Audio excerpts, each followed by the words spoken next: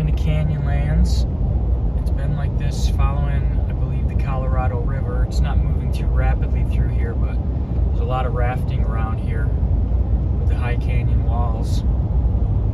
Pretty spectacular. So on the way to Canyonlands, we're not in the national park yet, but we're getting close, and the waiter, Jeffrey, gave us this back road, made sure we had a four-wheel drive car. He said, better yet, it's rented, but it's definitely better than the highway, so.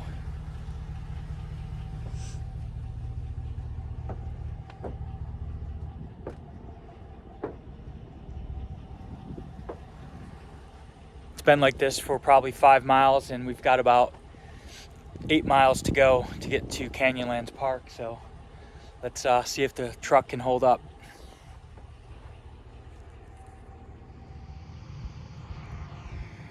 I think we're getting towards the end of Schaefer Trail. We just went into a fenced area, so we're coming up on Canyonlands, and this is bighorn sheep, a grazing area, but it's pretty spectacular.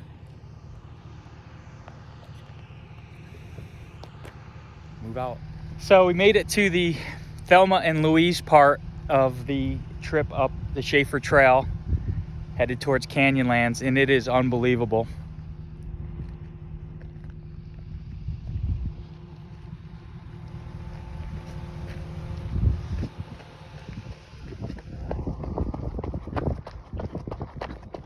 Take a little jog with me.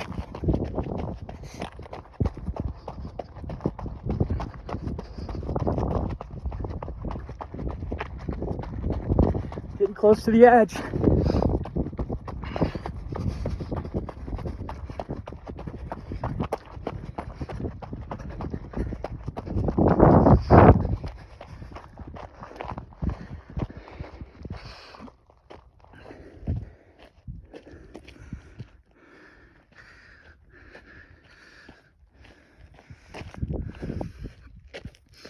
How close should I get?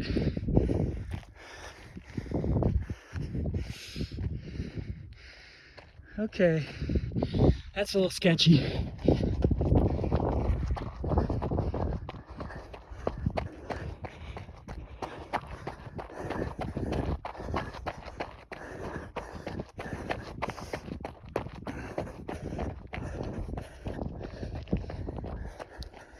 And that's the end of the road for Thelma and Louise.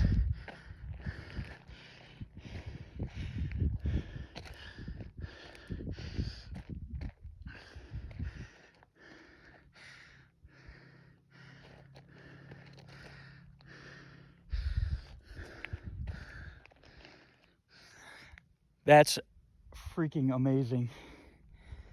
This is a place not a lot of people can get to.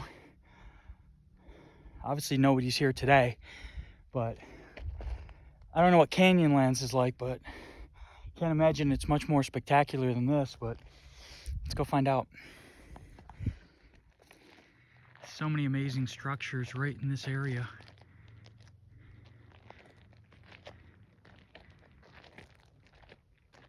I believe that's Upheaval Dome. It's got that white center in it.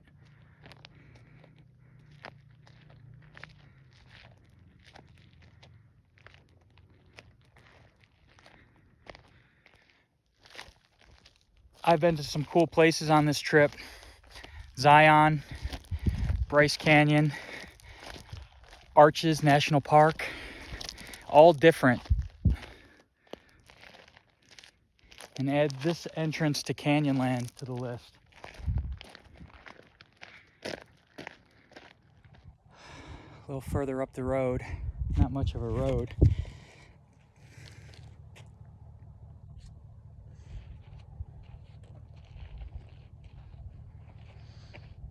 So just entered Canyonlands officially. We were in the unofficial portion.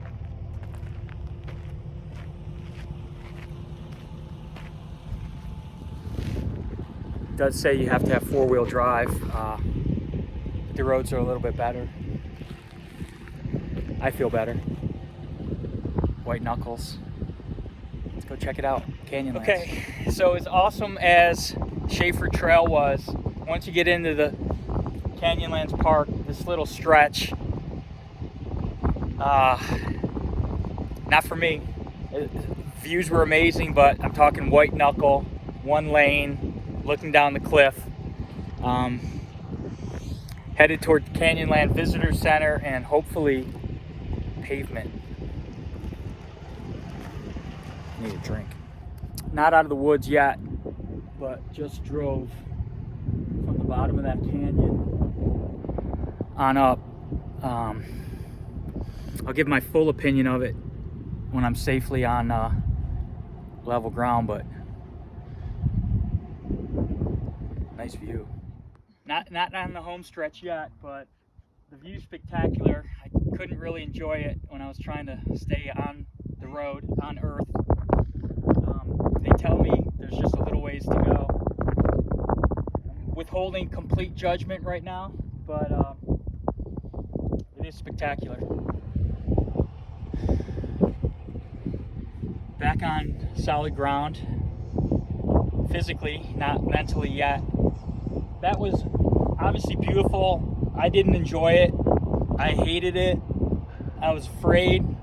I was fighting a panic attack. A lot of people coming and going. Not a lot, but it doesn't take many. Motorcycles, cars. I had to back up at one point and have somebody move me back inch by inch. Utah's new motto is, they've got a couple of them. One is, Utah, come die with us. Utah, go ahead and die. That leaves more for us. It's truly spectacular, but check out the YouTube or drone video of it, unless you're a big tough guy, and I don't want to be, don't claim to be, but solid ground.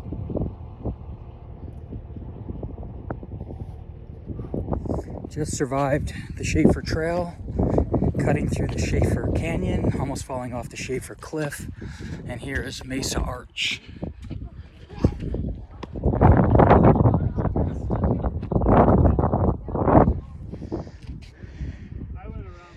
So top of Mesa Arch.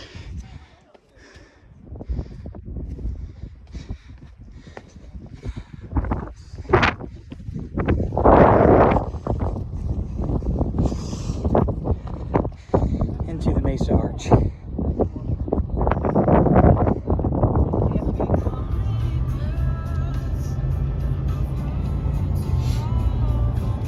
As COVID rages across the United States and the world, and I feel like it's just a matter of time before it takes out me and all of my loved ones. One last hurrah.